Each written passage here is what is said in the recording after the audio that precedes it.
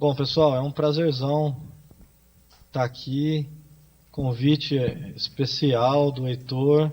Eu sou o Marco Varela, eu estou agora fazendo pós-doutorado em genética comportamental lá na USP e sou mestrado, mas já estudei desde o meu bacharelado, mestrado, doutorado em psicologia, então estou bem mais tempo dentro da psicologia do que da biologia, mas nunca perdendo essa visão biológica do comportamento humano.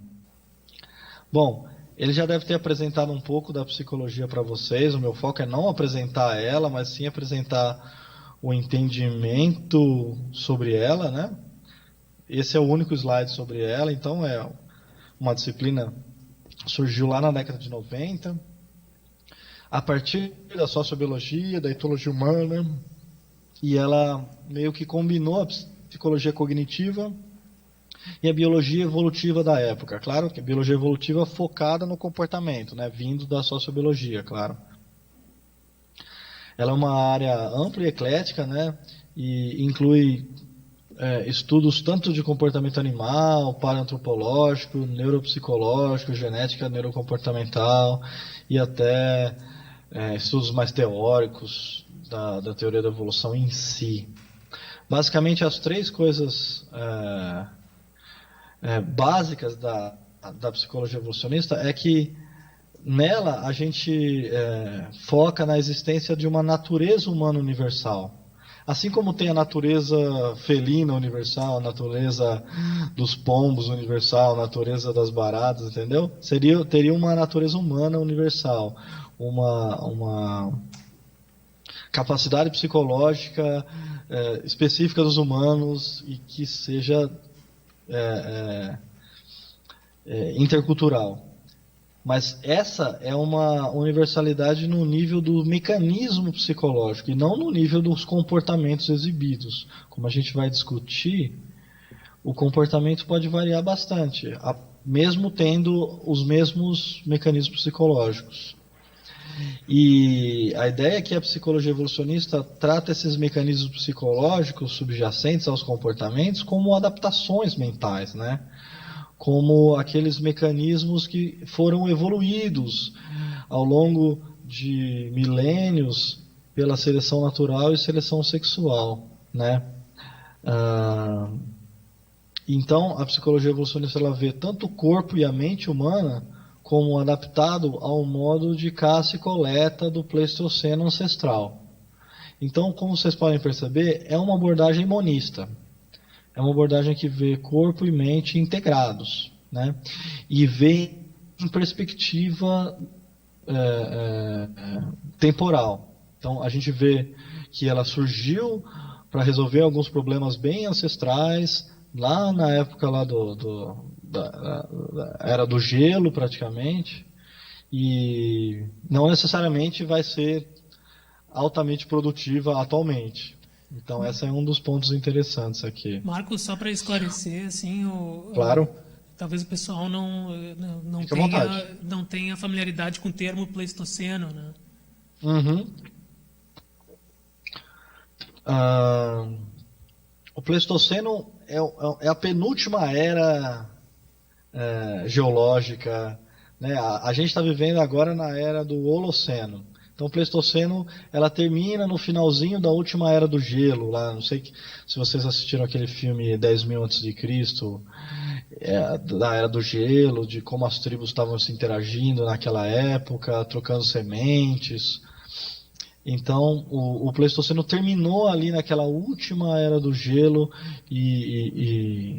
então é todo o que popularmente a gente conhecia como Homem das Cavernas, é toda essa época antes da escrita, antes da agricultura, antes da domesticação dos animais. Então é uma era de caçador-coletor, nômade E que e durou muito mais tempo que a nossa, digamos assim, era atual, né? Que é de 10, muito 12 mais mil tempo. anos e Pleistoceno mais Exato. de 150 mil. Exatamente, exatamente. As estimativas mais recentes colocam a espécie humana com 300 mil anos atrás. 300 mil anos, né? E o Pleistoceno termina lá para 10 mil anos, entendeu? Então, É muito tempo que a gente passou sem escrita. Bom, não preciso nem falar sem internet, né? Hoje em dia a gente não vive, né, sem internet. Mas sem eletricidade, sem geladeira, sem escova de dente, entendeu? Imagina, sem roupa. É um tempo muito grande que a gente passou vivendo Mas é também num modo de vida bem ancestral, bem sem tribal regras mesmo. sociais formais, sem lei, né? Sem uma organização formal, né? Essa é uma boa questão. A gente não tem como a gente dizer que não existia uma regra formal porque a gente não tem a regra escrita, né? Mas com certeza a sabedoria popular ela é passada de boca a boca, geração para geração, em histórias, em mitos, né? Os mitos da criação, em cantigas. Então, com certeza tinha regras de convivência bem estabelecidas, mas que a gente não tem traços dela, não tem vestígios dela, porque a gente não tem como inferir, né? Não tinha escrita, né? Então, a psicologia evolucionista, ela traz uma oportunidade única da gente fazer uma integração genuína e perceber a continuidade entre todas essas dicotomias que nós que estamos dentro dessa área do comportamento humano, a gente encontra todo dia, né? A dicotomia animal-humano, natureza-criação, instintivo-aprendido, emocional-racional, biológico-cultural, ancestral-moderno, universal, local, regional, né? A psicologia evolucionista vai justamente amarrar esses dois polos do saber das humanas e biológicas aqui e vai dar sentido a essas coisas. Então, por isso que eu acho que é uma abordagem muito promissora nesse sentido, sabe? Ela não vai simplesmente negar que exista o biológico, o ancestral, o animal, ou não vai simplesmente negar que o cultural e o moderno sejam relevantes, entendeu? Ela vai mostrar que os dois eles estão interligados, eles podem coexistir. Eu achei isso muito interessante. Bom, aqui eu vou focar bastante nesse meu capítulo. Eu acho que o Heitor deve ter compartilhado com vocês. Esse livro recente desse ano tem esse primeiro capítulo de Maus Entendidos. Eu e os coautores lá da USP. Bom, aqui algumas razões pela qual a gente tem que, antes de estudar psicologia evolucionista, tem que estudar os Maus Entendidos. Bom, cada um chama de claras as ideias que estão no mesmo grau de confusão que as suas próprias. Ou então, os maus entendidos e a indolência talvez produzam mais discórdias no mundo do que a duplicidade e a maldade. Pelo menos essas duas últimas são mais raras, né? Nessa época de fake news, né? Nada mais atual do que a gente focar em corrigir essas interpretações errôneas. Marco, Uma frase que eu desculpa, gosto muito do Darwin. Marco, desculpa te interromper, que tá dando eu acho que uma interferência do microfone, não sei se tá, ele tá chiando o teu microfone, parece. Eu gosto muito dessa frase do Darwin. Aniquilar um erro é um serviço tão bom e às vezes até melhor do que estabelecer uma nova verdade ou um fato, né? Então, eu estou propondo aqui a gente não meramente apontar erro nos outros, né, se achar o dono da verdade, mas assumir que todo mundo erra, todos nós erramos, querendo ou sem querer, entendeu? Então, a partir do momento que a gente admite humildemente a nossa falibilidade, né, a gente pode começar a se treinar a identificar os mal entendidos e a solucionar eles em diálogos mais produtivos, entendeu? Então essa aqui é uma das ideias centrais aqui, por que esse assunto é tão promissor, né? Quais as consequências dos mal entendidos? Bom, primeiro, eles dão uma primeira impressão errônea àqueles que não são familiarizados à área, né? Eles desinformam aqueles que estão interessados e desestimulam os futuros pesquisadores, né? Eles também levam a controvérsias desnecessárias, né? Eles alimentam resistências contra a nossa área, advinda das áreas de humanas, né, e sociais. Então, principalmente pela a capacidade de aceitar que a evolução possa ter contribuído de alguma forma para determinar nossa mente e o nosso comportamento. E os mal entendidos também promovem o isolamento da abordagem evolucionista, né? Aumentam as barreiras contra a interdisciplinaridade. Então, tá aí a importância crucial da gente estar sempre atento e focado nos mal entendidos, porque a gente pode ser o melhor cientista do mundo, fazendo a melhor ciência do mundo, publicando nas melhores revistas do mundo, mas se as pessoas entenderem de forma errônea o que a gente está falando, foi tudo jogado fora, jogado no lixo. Tudo bem?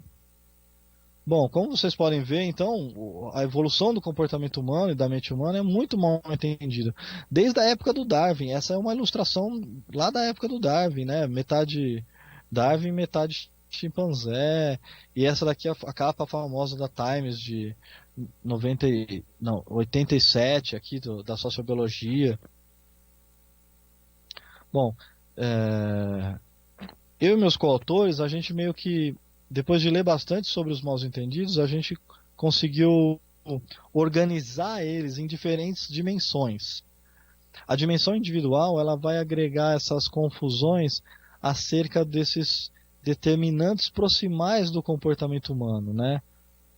Que seria meio que um mal-entendido sobre como esse fator biológico se manifesta no comportamento humano.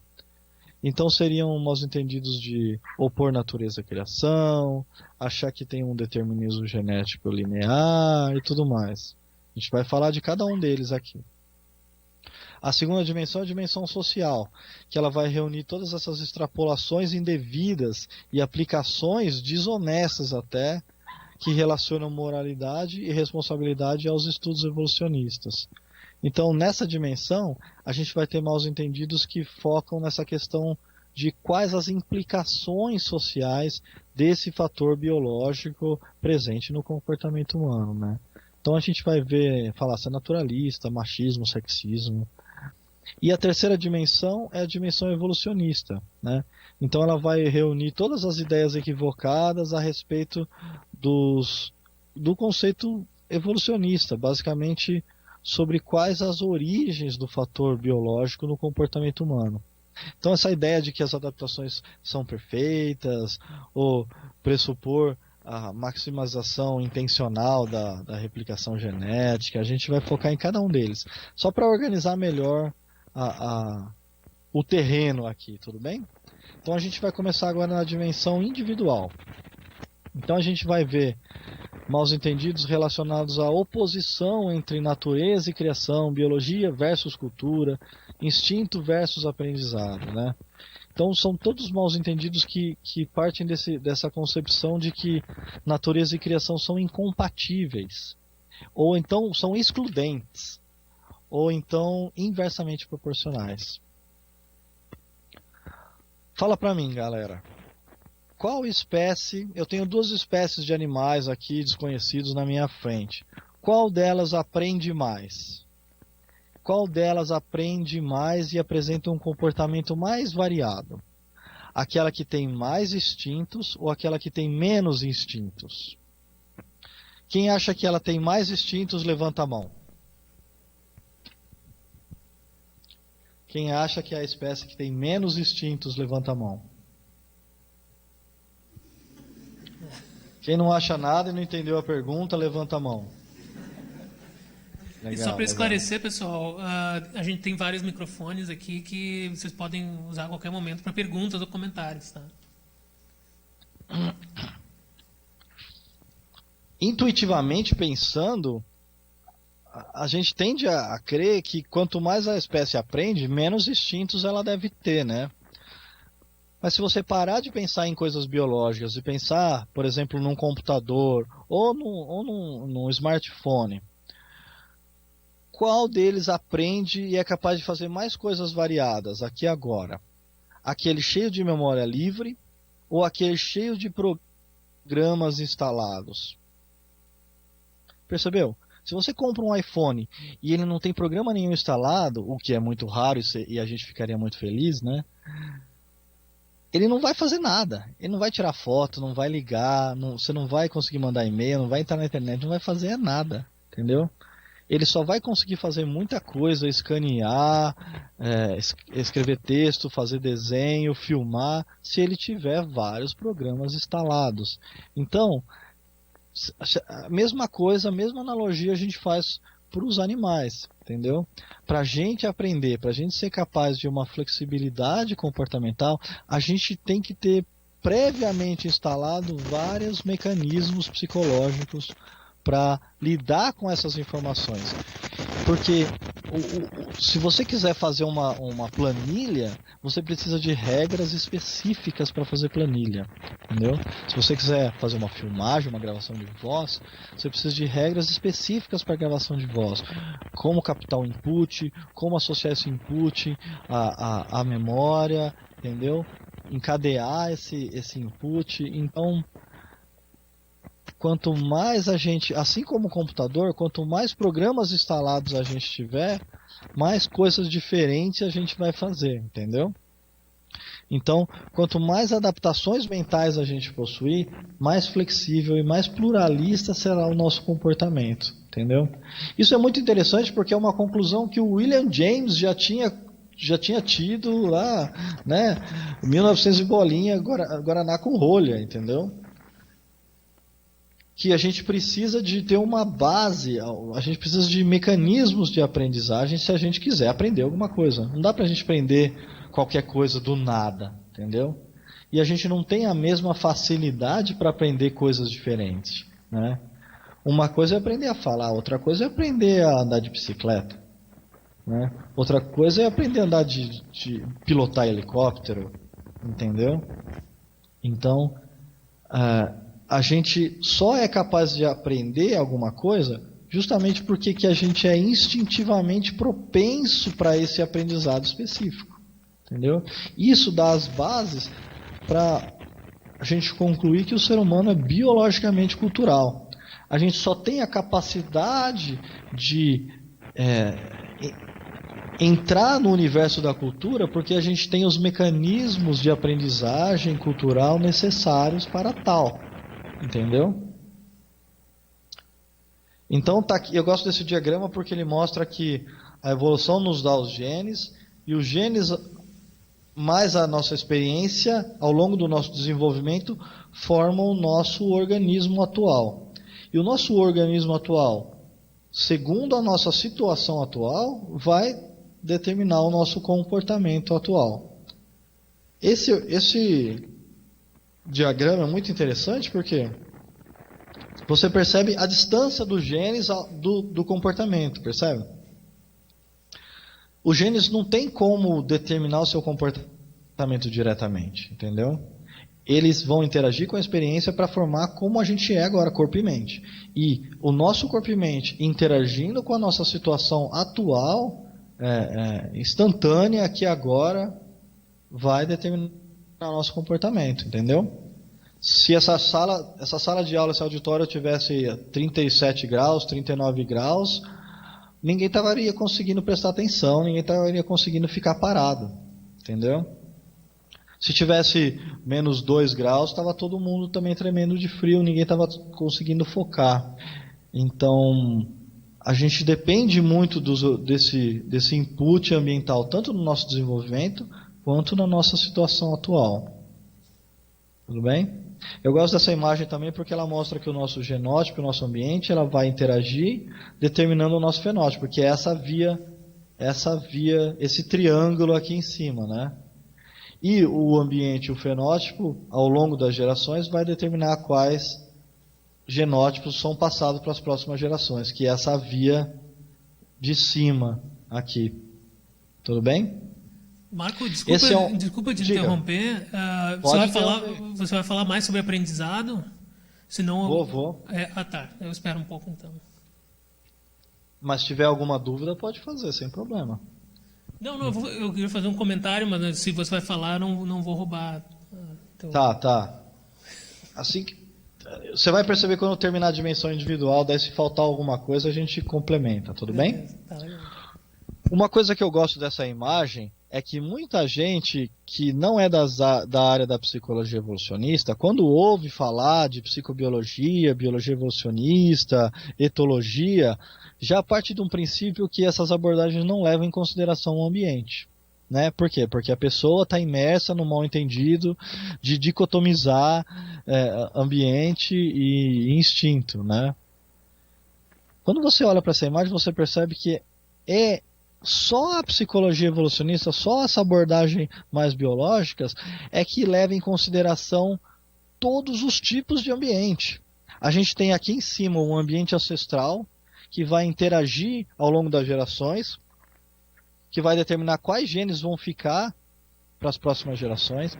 A gente tem um ambiente de desenvolvimento que vai determinar como a gente vai acabar sendo como a gente é, né? E a gente tem um ambiente imediato aqui agora, que vai determinar qual comportamento a gente vai manifestar, percebe?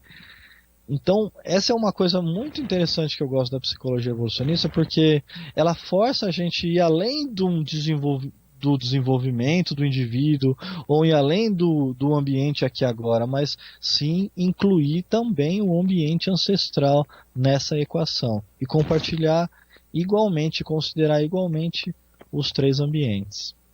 Tudo bem? Essa é uma imagem muito legal do Crawford, que eu gosto, que ele vai fazer essa dissociação entre o ambiente ancestral e o ambiente atual. Então aqui a gente tem as pressões seletivas específicas que vão determinar as nossas propensões genéticas, né? As propensões para desenvolver as adaptações que a gente tem, seja do corpo, seja da mente. Propensões. Ao longo do desenvolvimento, interação com o ambiente de desenvolvimento, a gente vai acabar tendo a adaptação operacional, que é aquela que vai funcionar. É o mecanismo, seja o mecanismo corporal ou mental, certo? Uma vez desenvolvido, ele vai interagir com o ambiente imediato e vai dar um ambiente ancestral, normal. Isso é o que aconteceu em todo o Pleistoceno, né, os 99% do tempo da nossa espécie. O que acontece hoje em dia é que a gente tem a mesma propensão genética, mas a gente tem um ambiente de desenvolvimento diferente e a gente tem um ambiente imediato diferente. Então não dá para a gente esperar que o ambiente ancestral seja idêntico ao ambiente ancestral atual, seja idêntico ao ambiente ancestral, percebeu? A única coisa idêntica é a nossa propensão. Somos da mesma espécie, temos a mesma natureza humana, né, que os humanos da Era do Gelo.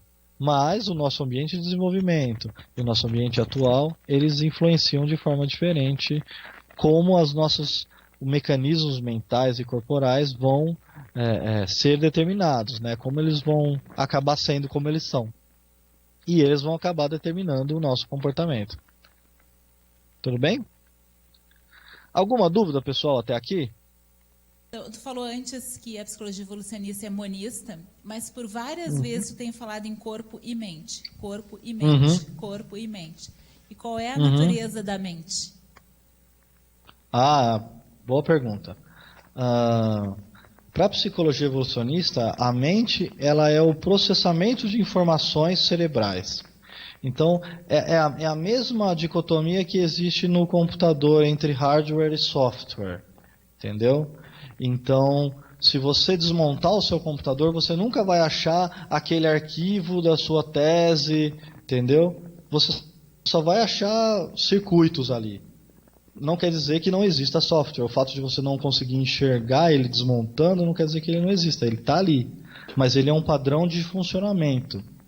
Então, a ideia para a psicologia evolucionista é isso, que os nossos mecanismos psicológicos, eles estão instalados da mesma forma que o Word está instalado no nosso computador. Eles estão instalados no nosso cérebro. E é muito interessante porque alguns psicólogos evolucionistas, eles são tão monistas que eles acabam desconsiderando a mente. Eles acabam achando que a mente não existe e que tudo é cérebro. Entendeu? Mas não é bem assim. Você pode ter problema no seu computador que são problemas de hardware, e daí o cara vai ter que desmontar o computador, soldar algumas pecinhas, mas tem problema no seu computador que é problema de software. Ele não vai precisar nem abrir o seu computador, ele só vai fazer alguns comandos e vai resolver o problema. Então, a psicologia evolucionista ela não é, monista no sentido ganancioso do termo, de dizer que tudo é neurônio e o resto não interessa. Ela é monista no sentido de que tem uma relação direta entre redes neuronais e processamento de informação cognitiva. Tudo bem? Mas não no sentido de 1 para 1, entendeu? Você não vai achar o neurônio do bom dia, o neurônio do boa noite, entendeu? É uma coisa muito mais distribuída, né?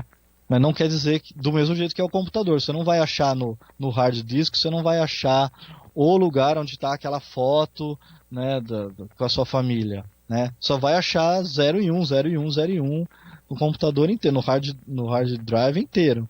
Não quer dizer que ali não existam vídeos, gravações de voz, textos, entendeu? Então essa que é a abordagem da psicologia evolucionista.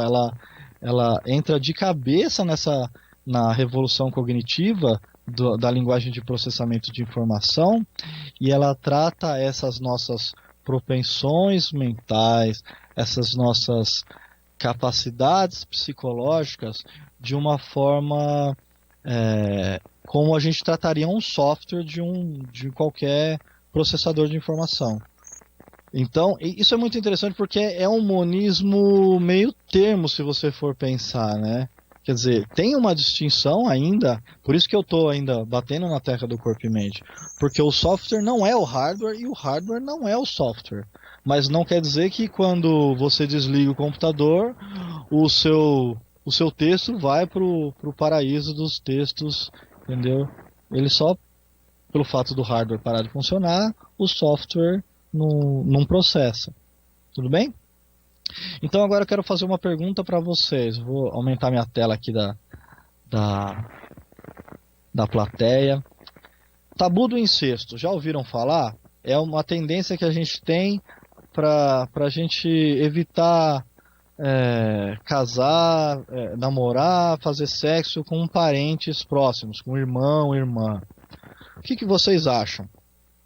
Vocês acham que os humanos são geneticamente determinados para evitar relacionamentos amorosos com irmãos, de modo a evitar a endogamia, evitar que esses genes recessivos que estão presentes nas famílias eles fiquem em homozigose, ficam ampliados? Ou será que nós somos inculturados pela sociedade e nós aprendemos assim a evitar relacionamento com os nossos irmãos? O que vocês acham? Qual das duas perguntas é a certa? Quem acha que nós somos geneticamente determinados para o tabu do incesto, levanta a mão. Quem acha que nós somos enculturados e aprendemos a evitar relacionamentos amorosos com os irmãos, levanta a mão. Quem acha que nenhuma das duas perguntas faz algum sentido whatsoever, levanta a mão. Muito bem. Aqueles que responderam a terceira pergunta acertaram a resposta. Não é nenhuma nem outra, é as duas ao mesmo tempo. Perceberam? Eu fiz de propósito, eu fiz uma dicotomia proposital aqui, só para ver como é que vocês estavam. A gente tem propensões para aprender, propensões instintivas para aprender, a evitar se apaixonar e casar com aqueles que a gente conviveu proximamente durante a infância. Ao longo de todo o período ancestral, aquelas pessoas que você convive proximamente durante a infância, a grande maioria das vezes são irmãos biológicos. Então, percebam que as adaptações elas só funcionam se elas estão no contexto próprio. Se elas estão em outro contexto, elas passam a parar de funcionar. Tem vários mecanismos que são assim em outras espécies, né? Por exemplo, em algumas espécies de primatas em que tem um macho que domina a reprodução de toda aquela população por um ano ou dois, a gente não precisa, os indivíduos não precisam de algum mecanismo especial para reconhecer quem é irmão, quem é irmã. É só ver quem tem a mesma idade, né? reconhecem familiaridade pela idade, porque todos que nasceram naquele ano praticamente eram do mesmo pai. Exatamente. Isso é muito interessante porque o Crawford, aquele cara que mostrou essa imagem aqui, do ancestral e do atual, 10 anos depois, ele atualizou o capítulo dele e ele fez essa imagem aqui, que é justamente a mesma imagem, mas exemplificada. E esse é justamente o exemplo do tabu do incesto. E se você for pensar só no período ancestral, né, a gente teria propensão para a gente desenvolver mecanismos psicológicos para evitar o contato sexual, amoroso, romântico com irmãos. No período ancestral, onde a gente interagia muito proximamente com os irmãos, faria sentido. Mas no momento atual, onde a gente tem, por exemplo, irmãos sendo separados na maternidade, né? Ou casamentos arranjados, por exemplo, na Índia e na China, tem essa tradição de casamentos arranjados onde os futuros noivos, eles crescem juntos desde pequenos. Nessas condições, a gente percebe que a próprio mecanismo psicológico ele pode dar uma resposta não adaptativa. Por exemplo, se você for separado do seu irmão biológico de nascença e encontrar o seu irmão biológico numa balada depois de 25 anos, você corre grande risco de sentir atração sexual por seu irmão biológico, né? Por não ter convivido, não ter esse período crítico, essa janela necessária de aprendizagem específica no nosso desenvolvimento para esse mecanismo funcionar propriamente como ele evoluiu. Por outro lado, se você cresceu junto com uma pessoa que não é o seu irmão biológico e depois é forçado a casar com essa pessoa, você vai sentir toda a aversão que você sentiria se fosse um irmão biológico, entendeu? Porque o seu mecanismo, ele vai agir segundo o contexto proximal, entendeu? A nossa mente, ela não entende como a evolução funciona. E ela não precisa entender como a evolução funciona para ela funcionar bem, desde que ela esteja no contexto apropriado, o contexto que ela evoluiu, percebeu? Então é muito interessante porque a gente pode, com esse exemplo, a gente pode dissecar essa questão da importância do inato e da importância do aprendizado. Tem um estudo muito legal que comparou 2 tipos de casamento arranjados na Índia. Eles têm aqueles casamentos onde os noivos eles se conhecem desde criança, e daí quando chegarem lá nos 18, 17 anos eles se casam. E tem o outro tipo de casamento arranjado, que os noivos só se conhecem no dia do casamento. Aí eu pergunto para a plateia, qual dos 2 tipos de casamento arranjado vai dar um casamento mais bem sucedido? Onde tem mais filhos, mais felicidade, mais cumplicidade. Qual dos 2 vocês acham? Aqueles onde você cresceu com o seu cônjuge ou aqueles que você conheceu o seu cônjuge no dia do casamento? Quem acha que é aquele que você cresceu com o seu cônjuge, levanta a mão. Quem acha que é aquele que você conheceu o seu cônjuge no dia do casamento, levanta a mão. E é exatamente isso. Por incrível que pareça, conhecer a pessoa que você vai casar no dia do seu casamento é menos pior do que crescer com ela desde pequeno. E é muito interessante que eles conseguiram achar onde é o período crítico no desenvolvimento. Aquelas pessoas, aqueles noivos que se conheceram, cresceram junto, depois dos 4, 5 anos de idade, eles sentiam menos aversão sexual do que aqueles que cresceram desde pequenininho, desde 1, 2 anos de idade. Entendeu? Então, se você for pensar num ambiente ancestral, onde a gente não tinha como ter muitos filhos e nem filhos muito espaçados, faria sentido a gente já a partir do princípio de que a gente não deve se apaixonar por aqueles que a gente cresceu desde pequenininho, desde 1, 2, 3, 4 anos de idade. A partir daí, já não teria mais problema, pensando numa alta mortalidade dos pais. Se você pensar num ambiente ancestral com muitas guerras, muito hostil, você vai ver que os machos estariam morrendo mais do que as fêmeas. E então aumenta a chance do segundo filho, o terceiro filho, ser de outro pai. Então, depois de 5, 6, 7 anos, a proximidade genética entre os irmãos seria bem menor do que 2, 3. Tudo bem? Então, isso é isso se chama o Westmark Effect. Isso é um efeito conhecidíssimo na antropologia, o efeito do tabu do incesto, do período sensível, mas só a abordagem evolutiva dá sentido para essas coisas, explica o porquê faz sentido a gente ter essas propensões psicológicas para sentir essa aversão amorosa e sexual a pessoas com que a gente cresce desde pequeno, né? Um outro exemplo legal são dos kibbutz de Israel, quando o pessoal estava começando a criar as crianças de modo comunal, crianças criadas todas juntas, morando juntas 100% do dia, em kibbutz, em tipo creches, e daí depois o pessoal começou a ver que as taxas de casamento entre crianças que cresceram no mesmo kibbutz eram baixíssimas, muito mais baixas do que em qualquer outro contexto, outro bairro, cidade. Então eles começaram a perceber que isso faz uma influência. Bom, para então a gente prevenir esses erros na dimensão individual, o que eu aconselho vocês? Primeiro, conciliar natureza e criação. E o conceito-chave para você conciliar natureza e criação é aprendizagem instintivamente facilitada. Entendeu? É você pensar que a aprendizagem não ocorre no vácuo.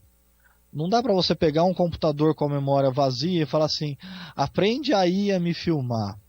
Aprende aí a fazer tabelas de estatística, correlação. Entendeu? Então você precisa ter uma base por trás disso, entendeu? Você precisa ter um mecanismo, e o mecanismo ele pode ser aberto, e aí que tá. Se vocês já escreveram a palavra etologia no Word, e eu aconselho vocês fazerem isso, vocês vão ver que o Word ele não reconhece a palavra etologia. Ele vai achar que você escreveu errado, e vai sugerir você trocar por enologia, o estudo dos vinhos, né? Mas se você clicar com outro botão, você pode adicionar a palavra ao dicionário. O que isso faz? Faz com que o Word tenha aprendido uma nova palavra no vocabulário dele. Entendeu? Essa aprendizagem não é aleatória. Ele foi programado para aprender novas palavras, desde que você ponha lá, adicionar ao dicionário. Entendeu? Mesma coisa, mesma lógica de mecanismo cognitivo aberto, a gente aplica à nossa cognição. Então ela é instintivamente ávida por adquirir informação de contextos relevantes para a nossa sobrevivência e reprodução ancestral. Tudo bem? Então, é uma ideia de que as nossas adaptações mentais elas não são inflexíveis. Elas não geram sempre o mesmo comportamento e elas não nos escravizam. Elas são plásticas e elas são programadas para aprender o que for relevante ao longo do nosso desenvolvimento. Se vocês pensarem, e isso é uma coisa muito legal, eu espero que no futuro os alunos de psicologia tenham aula de imunologia, a gente tem um sistema de aprendizagem instalado no nosso corpo, que é o sistema imune, né? A gente tem uma memória que é chamada de inata, que a gente vai reagir, independente de você já ter ou não interagido com aquele micróbio, micro-organismo, vai reagir sempre da mesma forma, mas a gente tem um outro mecanismo que é o mecanismo adaptativo, que a gente aprende, conforme a gente vai sendo exposto aos novos patógenos, o nosso corpo aprende a identificá-los de forma mais rápida e precisa. É justamente isso que a gente precisa deixar claro para as pessoas que acham que vacina faz mal. né? A vacina só funciona porque a gente tem um mecanismo de aprendizagem instalado no corpo, né? E é uma aprendizagem. Pensa bem, se os nossos micro-organismos eles evoluem e eles se reproduzem muito mais rápidos ao longo da nossa vida, a gente tem que ter um mecanismo de aprendizagem instalado no nosso corpo, entendeu? Senão a gente vai morrer. Aí que tá, entendeu? Sempre que a gente, evolutivamente falando, sempre que a gente estiver exposto a um ambiente que muda muito durante a nossa vida, isso vai forçar a evolução de um mecanismo de aprendizagem, entendeu?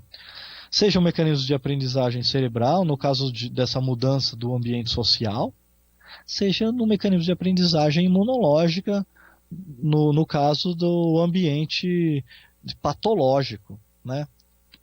Então isso é uma coisa muito legal, um paralelo muito interessante que mostra de novo que a psicologia evolucionista é uma abordagem monista nesse sentido, que as mesmas regras e as mesmas pressões seletivas que valem para a mente valem para o corpo. Tudo bem? Pensa comigo, se eu falar para vocês, nossa, vocês têm um software chamado Word, que ele está instalado a ferro e fogo no hard drive do seu computador. Faz sentido você concluir que não importa o que você digitar no seu teclado, sempre que você apertar a tecla imprimir, ele vai imprimir o mesmo texto? Faz sentido isso. O fato de você ter o programa do Word instalado no seu computador não quer dizer que todas as pessoas têm que se comportar da mesma forma, percebeu? Depende do que você digitar. Entendeu? Ter o mecanismo instalado significa que você tem as regras dele. Você não tem o conteúdo, você não tem o texto. Tudo bem? Então, a gente tem as regras para a gente fazer várias associações sociais, mas a gente precisa aprender muito do conteúdo que a gente está. Um exemplo mais interessante é o exemplo da linguagem, né?